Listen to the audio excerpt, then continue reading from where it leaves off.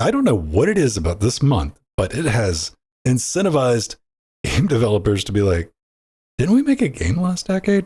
Shit. April Fools. Let's give it an update, man. Tower of Time free bonus pack DLC is absolutely here. You can play around. This probably is the most interesting thing that happened on April 12th, 2018. Why? Because I went and checked. I thought it'd be a funny thing for the show to be like, oh, yes, remember the day blank happened? And I went to the internet, and the internet's like, nothing happened that day. This was it, man. Dude, I saw this in the show notes. I'm like, this looks familiar. Yep. Episode 296. It was a minute ago, wasn't it? Fucking young. That's like that. Yeah, we're well into we're 5 away from episode 666. That's gonna be fun. Yeah, but no, we covered this way back when, fucking 7 years ago or some shit. Mm-hmm. And yeah, it's a RPG. We thought it was okay. It was a little overwinded. Other people seem to like it though. And yeah, the final edition is coming out 10 or 7 years later, and it comes with a bunch of like behind the scenes stuff. They got 1080p cutscenes, a bunch of content, screenshots from earlier versions of the game, and they want to like get people to like drive the average player number up. I think it peaked at like 700-800, and they want to see if they can get that a little higher. When was that supposed to be? I don't know. 686, baby. 5.6 years ago.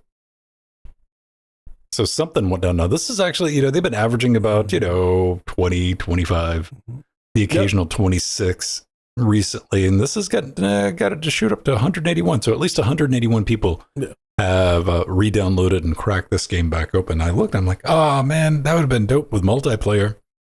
Yeah. It didn't have it. It's on sale now. You can get it for about 15 Canadian. Now, it made me think, though, man. 1080p in 2025. I guess 1080p is like the modern day equivalent of 480p, when 480p was like. Yeah, like back then it was like mostly just like 720p cutscenes. I feel that was like. It's still got the requirement on Linux is like, you probably want to have VLC installed because the cutscenes might not play if you don't. Which, oops. Yep. That's pretty cool. Now, the thing I remembered about the game when I read the description, like, oh, I remember this, is like one of its gimmicks back in the day, back in 2018, was the ability to slow down or even pause during real-time combat.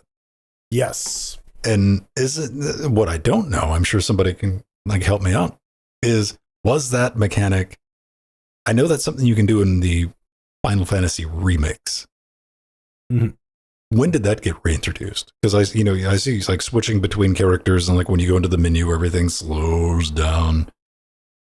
I want to say that's like a Kingdom Heartsism, honestly. All right. So probably significantly earlier than that, but like yeah, not a lot of games were like using it necessarily. I guess. Fallout? No, I mean, okay, Outer Worlds definitely uses it for their like not VATs, because like, what are we doing? We're mentally cycling through the games that we fucking just died in when we hit the pause menu. You're like, wait a minute, what? You didn't? Oh yeah. What do you mean the game's still going? Fuck you. What were your thoughts on that, man? Are we pause means pause or?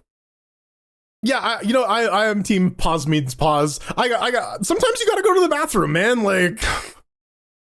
Everybody has real died gamers to a shit game their that, pants. Yeah, right. Like or at least give me an option to be like pause means pause. I don't need to be a sweaty gamer. Yeah.